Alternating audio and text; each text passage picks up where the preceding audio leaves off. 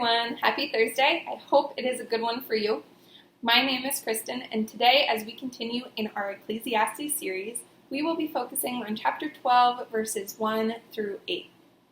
Before we jump into the text, I would like to point out that we have reached the final chapter of the book, and the author of Ecclesiastes is beginning to close with their final point.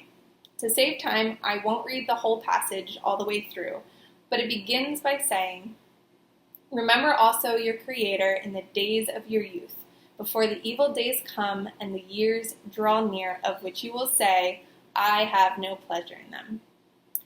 When my husband was a teenager, every time he left the house, his mom would always say, "Remember who you are." And that is sort of the essence of this passage. It goes on to give a lengthy and haunting description of growing old, but first it reminds us to cling to our Creator. It reminds us of our identity. The whole of Ecclesiastes is a summary of a life that saw every earthly pleasure, as well as understanding of wisdom and folly. Yet the conclusion that the author comes to is to enjoy what you have while you have it and honor God in every way. Why is that the conclusion he comes to? Verses 6 and 7 say this: "The almond tree blossoms, the grasshopper drags itself along, and desire fails, because man is going to his eternal home. And the mourners go about the streets, before the silver cord is snapped, or the golden bowl is broken, or the pitcher is shattered at the fountain, or the wheel broken at the cistern.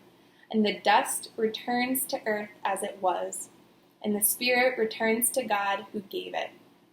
This life will end where it began, with our Creator. That is only a sad notion if your God is too small.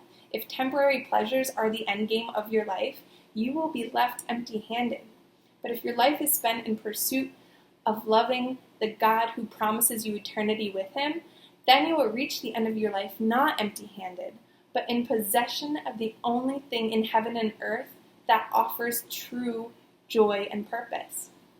Ecclesiastes is a depressing book of the Bible, but it is only depressing if you continue to hold up the things of this earth as more precious and more beautiful than the glory of God. When our desires are misplaced, when we seek pleasure for the sake of self-gratification, when wisdom and foolishness lead us to prideful ambition, we will come to the end of our lives and be swept into memory. There will be nothing to show for it. "Vanity of vanity," says the preacher, "all is vanity." But we have a choice. Live our lives in pursuit of small gods who will turn to dust with us, or pursue the God who gives us every good gift and wants to spend eternity with us in heaven.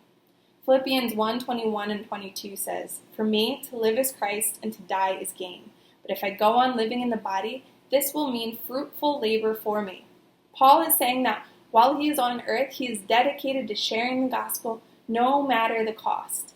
To do anything else is to miss the point entirely. He would far rather die and be with Christ, but as long as there is breath in his lungs, he has a mission to be salt and light in the world.